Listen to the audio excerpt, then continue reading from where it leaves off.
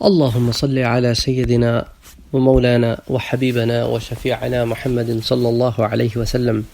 انشاءاللہ تعالی آج کے درس میں ہم حضرت آدم علیہ السلام کے بیٹوں حابیل اور قابیل کا ذکر کریں گے۔ اس ضمن میں بہت ساری چیزیں آئی ہیں، کچھ اس میں اسرائیلیات بھی موجود ہیں اور کچھ اس میں احادیث بھی موجود ہیں۔ سب سے بڑی دلیل قرآن اور حدیث ہے۔ اس کے علاوہ جو اسرائیلیات میں سے وہ باتیں جو قرآن اور سنت کے خلاف نہیں ہیں وہ تو ہم لے لیں گے، لیکن اس کے علاوہ جو بعض باتیں ہیں اس کو ہم یہاں ذکر نہیں کریں گے، اور اگر کریں گے بھی تو اس نیت سے کریں گے تاکہ آپ کو پتہ چلے کہ کیا صحیح ہے اور کیا غلط ہے۔ اور یہی سلسلہ ہم باقی دروس میں بھی جاری رکھیں گے، کیونکہ قصص الانبیاء کے ضمن میں علماء نے کئی چیزیں جمع کی ہیں۔ بعض اسرائیلیات ہیں، اسرائیلیات سے مراد وہ باتیں جو یہود و نصارہ کی کتابوں میں آئی ہیں، خواہ وہ تورات میں ہو، انجیل میں ہو، یا پھر تورات کی کامنٹری جو ہے تلمود اس میں ہو، جو ان کی تفسیر کی کتاب ہے، جو تورات کی تفسیر ہے۔ کیونکہ اس میں چکر یہ ہے کہ اس میں تحریف ہوئی ہے، اور تحریف ہوئی ہے یعنی چینجز کی گئی ہیں، تو ان چینجز کے بارے میں ہم یہ نہیں کہہ سکتے کہ کیا غلط ہے کیا صحیح ہے، کیونکہ ہمارے پاس اس کو صحیح غلط کرنے کے لیے کوئی ترازو موجود نہیں ہے۔ جو چیز قرآن میں آئی ہے اور اس کے برخلاف کوئی بات ہمیں کسی کتاب میں ملے گی تو ہم تو اس کو ڈینائی کر سکتے ہیں، کیونکہ قرآن میں وہ چیز موجود ہے۔ لیکن اگر ایک چیز قرآن اور حدیث میں نہیں ہے اور کسی اور سورس سے ہمیں مل رہی ہے اور وہ قرآن اور حدیث سے مطابقت بھی رکھتی ہے تو لا نصدقہ ولا نکذبہ، نہ ہم اس کی تصدیق کر سکتے ہیں نہ ہم اس کا انکار کر سکتے ہیں، ہاں ہم اس کو ذکر کر سکتے ہیں۔ تو بہرحال اس معاملے میں جو چیزیں آئیں گی پھر ہم ان کو انشاءاللہ دیکھیں گے۔ جس طرح قابیل اور حابیل کے نام قرآن میں موجود نہیں ہیں، بلکہ قرآن تو کہتا ہے کہ وَاتْلُ عَلَيْهِمْ، اے محمد صلی اللہ علیہ وآلہ وسلم سنا دیجئے ان کو۔ کیا سنا دیجئے؟ نَبَأَ ابْنَ آدم، کہ آدم کے بیٹوں کا قصہ، بالحق، بالکل درست، جو اللہ سبحانہ و تعالی قرآن میں بیان کر رہے ہیں۔ اب آدم کے کن بیٹوں کا ذکر ہے، کیا نام ہے ان کا، وہ قرآن وہ نہیں بتاتا۔ اس کے لیے ہم اسرائیلیات میں جائیں گے، اس میں ہم تورات میں جائیں گے، تورات میں ہم کو ان کے نام ملتے ہیں کہ ایک بیٹے کا نام قابیل ہے اور ایک کا نام حابیل ہے۔ قابیل بڑا ہے، حابیل چھوٹا ہے۔ اچھا، قابیل جو ہے اور حابیل، ان دونوں کا ذکر کچھ اس طرح ہم کو ڈیٹیل میں ملتا ہے کہ جب بھی آدم علیہ السلام کی بیوی حوا علیہ السلام جب بھی وہ پریگننٹ ہوتی تھیں، جب بھی وہ بچے پیٹ سے ہوتی تھیں، تو ان کے پاس جو ولادت ہوتی تھی وہ ٹوئنس ہوتے تھے، کہ ایک لڑکا پیدا ہوتا تھا ایک لڑکی پیدا ہوتی تھی۔ شریعت آدم علیہ السلام میں جو لڑکا لڑکی ایک ساتھ پیدا ہوں بس وہی بھائی بہن ہوتے تھے۔ جو دوسری ولادت میں لڑکا لڑکی پیدا ہوں وہ آپس میں بھائی بہن ہوتے تھے، لیکن دوسروں کے بھائی بہن وہ نہیں ہوتے تھے۔ تو چونکہ نسل بڑھانی تھی اس لیے شریعت الگ تھی۔ تو اصول یہ تھا کہ جو دو بچے ایک ساتھ پیدا ہوں وہ بھائی بہن ہیں، اور ایک لڑکا اور ایک لڑکی ہی پیدا ہوتے تھے، اور جو سیکنڈ پیئر ہوگا وہ آپس میں بھائی بہن ہیں، اور ان میں کراس شادیاں ہوتی تھیں، یعنی کہ جو پہلے دو پیئر ہیں ان کے آپس میں کراس ہو گئی، اس کے بعد تیسرا اور چوتھا پیئر ان کے آپس میں کراس ہو گئی، پانچواں اور چھٹا ان کے آپس میں، اس طرح کراس کے ساتھ شادیاں ہوتی چلی جاتی تھیں۔ تو بعض روایات میں ہے کہ بی بی صاحبہ کو 40 اولادیں ہوئیں، یعنی 20 دفعہ حمل ہوا۔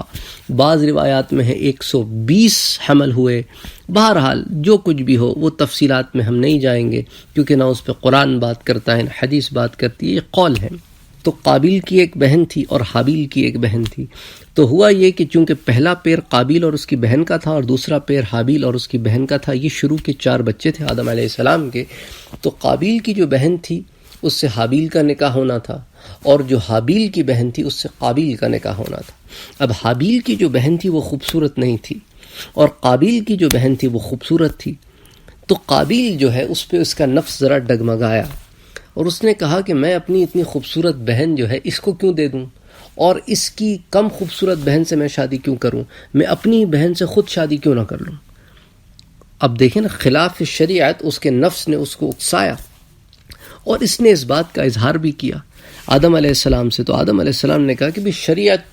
کی پابندی تو یہی ہے کہ تم وہی کرو جو اللہ کا حکم ہے، کہ تم حابیل کی بہن سے شادی کرو اور حابیل تمہاری بہن سے شادی کرے۔ لیکن قابیل جو ہے اس پہ راضی نہ ہوا، اور وہ بحث کرتا رہا، وہ ایروگنس کے اوپر ڈٹا رہا کہ نہیں میں تو اس بات کو نہیں مانتا۔ تو بہرحال آدم علیہ السلام نے خلاصی کرانے کے لیے کہ معاملہ ختم ہو، اس زمانے میں جو ایک رائج طریقہ تھا اس کے مطابق آپ نے کہا کہ تم دونوں اللہ کے راستے میں کچھ قربان کرو۔ اب آج کل تو یہ طریقہ ہے نا کہ آپ جب اللہ کے راستے میں کچھ قربان کرتے ہیں تو پھر آپ اس کو لوگوں میں ڈسٹریبیوٹ کر دیتے ہیں، کیونکہ بہت سارے لوگ ایسے موجود ہیں جن کو ضرورت ہے۔ اس زمانے میں لوگ ہی کوئی نہیں تھے، صرف آدم علیہ السلام تھے، حوا علیہ السلام تھیں، یہ 2 بھائی حابیل قابیل تھے اور ان کی بہنیں تھیں، بس یہی تو ٹوٹل لوگ تھے 6۔ اب آپ کس غریب کو جا کے کچھ دیتے؟ تو طریقہ یہ تھا اس زمانے میں کہ اللہ کے لیے جب کچھ قربان کیا جاتا تو اس کو ایک اونچی جگہ پہ جا کر آپ رکھتے تھے۔ اللہ تعالیٰ جس کی قربانی قبول کرتے، آسمان سے ایک آگ آتی، اس کو جلا دیتی۔ اگر آگ آ کے جلا دے تو یعنی قربانی قبول ہو گئی ہے، آگ آ کے نہ جلائے تو قربانی قبول نہیں ہوئی۔ تو قرآن اسی بات کو ذکر کرتا ہے کہ اذ قربا قربانا، جب ان دونوں نے اپنی قربانیاں پیش کی تو آدم علیہ السلام نے کیا کہا کہ تم دونوں اپنی اپنی قربانیاں پیش کرو۔ تو اب چونکہ حابیل جو ہے وہ شیپرڈ تھا، اس کے بکریاں چراتے تھے، تو انہوں نے جو ہے ایک بہترین بکری اللہ کے راہ میں قربان کرنے کے لیے وہ پہاڑ کے اوپر لے کے جا کے باندھ دی، بکری دمبا جو ہو، یعنی بہرحال وہ شیپرڈ تھے، وہ چرواہے تھے۔ اچھا، قابیل جو ہے وہ کسان تھا، وہ کھیتی باڑی کرتا تھا، تو اس نے کیا کیا کہ ایک گلے سڑے پرانے جو سب سے اچھے کے بجائے سب سے خراب قسم کی جو ایک خوشہ تھا وہ نکال کے لے کے جا کے پہاڑ کے اوپر رکھ دیا۔ اب جب آسمان سے آگ آئی تو اس نے حابیل کی قربانی قبول کر لی، لیکن قابیل کی قربانی کو ٹچ بھی نہ کیا۔ تو اس کو قرآن کہتا ہے کہ فَتُقُبِّلَ مِنْ أَحَدِهِمَا وَلَمْ يُتَقَبَّلْ مِنَ الْآخِرِ، کہ ہم نے ایک کی تو لے لی قربانی اور دوسرے کی نہیں لی، تو جس کی نہیں لی وہ قابیل تھا اور جس کی لے لی وہ حابیل تھا۔ تو اس کے بعد کیا ہوا کہ قابیل جو ہے اس کے اندر بغض اور عناد اور حسد جو ہے وہ اور بڑھ گیا، اور اتنا بڑھ گیا کہ وہ اس حد تک پہنچ گیا کہ اس نے کہا میں تو اپنے بھائی کو قتل کر دوں گا، کہ اب یہی ایک طریقہ رہ گیا ہے کہ میں اپنی بہن کو خود حاصل کر لوں کہ میں اس کو قتل کر دوں۔ تو اس نے کہا، قرآن کہتا ہے، سورہ مائدہ کی آیتیں ہیں، مائدہ کی آیت نمبر 27 میں اللہ سبحانہ وتعالی کہتے ہیں کہ اس نے کہا قَالَ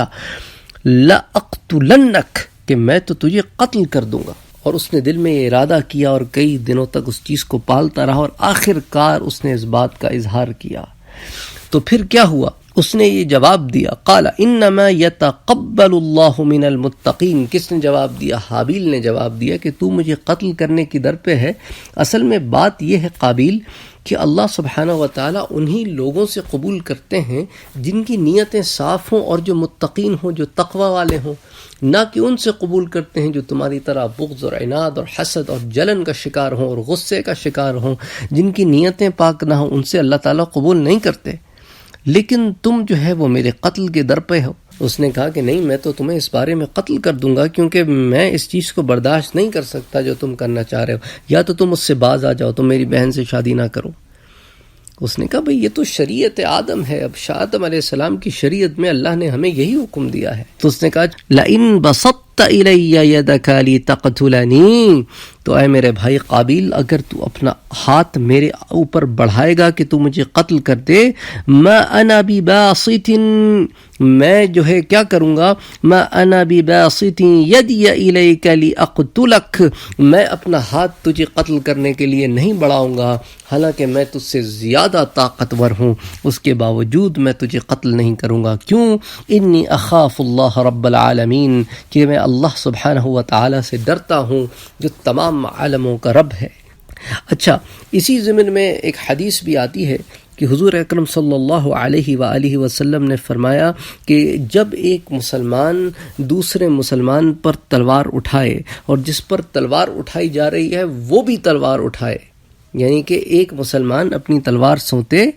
اور دوسرا مسلمان بھی اپنی تلوار سونتے اور دونوں لڑنے کا ارادہ کرتے ہوں، تو قاتل اور مقتول دونوں جہنم میں جاتے ہیں۔ تو صحابہ نے دریافت کیا کہ یا رسول اللہ، قاتل تو سمجھ میں آتا ہے لیکن مقتول کیوں؟ آپ نے فرمایا کیونکہ جو قتل ہوا اس نے بھی اس بات کی خواہش کی، ارادہ کیا کہ میں اپنے بھائی کو قتل کر دوں، نیت تو اس کی بھی قتل کرنے کی تھی، اس لیے اس نیت کے عوض وہ جہنم میں جائے گا، اور قتل کرنے والا نیت اور قتل دونوں گناہوں میں جہنم میں جائے گا۔ تو حابیل اور قابیل کے ضمن میں قابیل نے ارادہ کیا اور اس پہ عمل بھی کیا، حابیل نے ارادہ بھی نہیں کیا اور عمل بھی نہیں کیا۔ اس نے کہا تو اپنا ہاتھ میری طرف بڑھائے گا تو بڑھا، میں تیری طرف اپنا ہاتھ نہیں بڑھاؤں گا۔ انی ارید ان تبوء باسمی واسمک فتکون من اصحاب النار، تو میرا بھی وبال لے لے اور اپنا بھی وبال لے لے اور تو جہنمیوں میں سے ہو جائے گا۔ وذالک جزاء الظالمین، اور اللہ سبحانہ و تعالی جہنمیوں کے ساتھ یہی کرتے ہیں، ظلم کرنے والوں کے ساتھ یہی کرتے ہیں کہ انہیں جہنم میں ڈال دیتے ہیں۔ اب اس ضمن میں ایک بات ذرا آپ غور کریں، ایک بڑی غلط فہمی ہمارے ہاں رائج ہے، وہ یہ ہے کہ جو قتل ہوتا ہے وہ کہتے ہیں کہ جو قاتل ہوتا ہے اس کے گناہ، جو قتل ہوتا ہے اس کے سارے گناہ جو ہے وہ بطور وبال قاتل کے ذمہ ڈال دیے جاتے ہیں۔ یہ سراسر بالکل غلط بات ہے، بے بنیاد بات ہے، نہ یہ قرآن سے ثابت ہے نہ حدیث سے ثابت ہے۔ یہاں اس آیت میں اللہ سبحانہ و تعالی یہ بات بتا رہے ہیں، بلکہ اس آیت کی تشریح جو حدیث کی روشنی میں ہے وہ یوں ہوتی ہے کہ روز قیامت جو آدمی قتل ہوا ہے وہ اللہ سبحانہ و تعالی سے درخواست کرے گا کہ مجھ پہ ظلم ہوا ہے اور ظلم کرنے والا یہ شخص ہے، تو مجھے اس کا بدلہ دیا جائے۔ تو اللہ سبحانہ و تعالی قاتل کی نیکیاں مقتول کو دے دیں گے، اور اگر پھر بھی اس ظلم کا حق ادا نہ ہوگا تو پھر مقتول کے گناہ قاتل کے ذمہ ڈال دیے جائیں گے۔ یہاں اس سے یہ مراد ہے کہ ٹھیک ہے تو میرے گناہ بھی سمیٹ لے، یعنی تو نے جو ظلم کیا ہے وہ اتنا عظیم ہے کہ تیری نیکیاں بھی کافی نہیں اس ظلم کے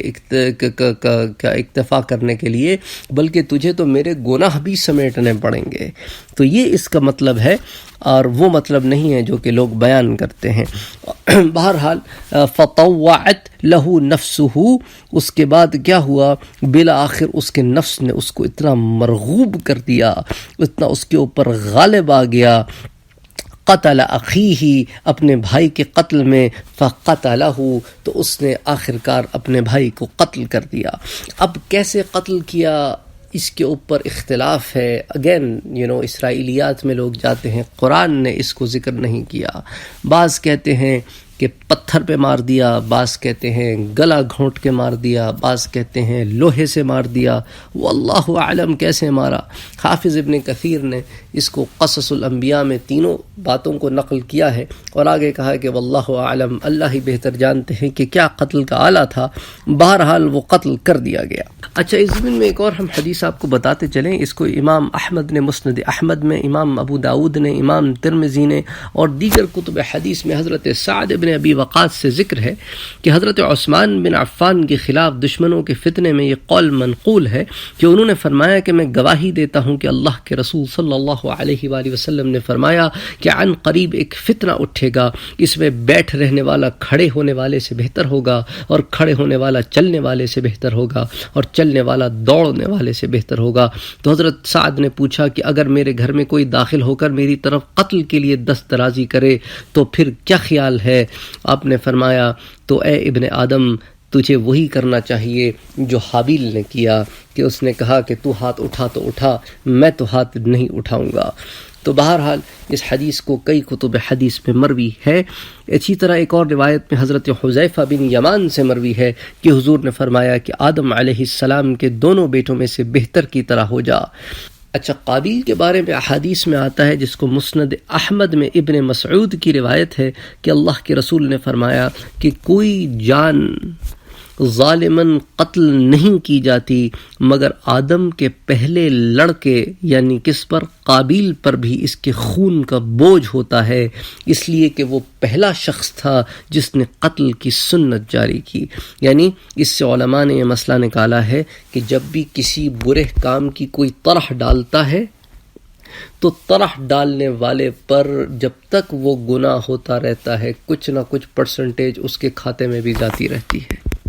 اسی طرح جو اچھے کام کی طرح ڈالتا ہے جب تک وہ اچھا کام ہوتا رہتا ہے اس طرح ڈالنے والے کے ذمے میں بھی اس کی کچھ پرسنٹیج جاتی رہتی ہے، اور نیک کام کرنے والوں کے حصوں میں کمی نہیں کی جاتی۔ بہرحال اسی ضمن میں ایک اور بات بھی مشہور ہے کہ دمشق کے نارتھ میں ایک پہاڑ ہے جس کا نام ہے قاسیون، اس میں ایک غار ہے جس کا نام مغات الام ہے، اور مشہور یہی ہے کہ قابیل نے اپنے بھائی حابیل کو اسی جگہ پر قتل کیا تھا، اور وہاں پر ایک زیارت گاہ بنی ہوئی ہے۔ اچھا، اس ضمن میں آتا یہ ہے کہ وہ زیارت گاہ تو بڑی پرانی ہے۔ حافظ ابن عساکر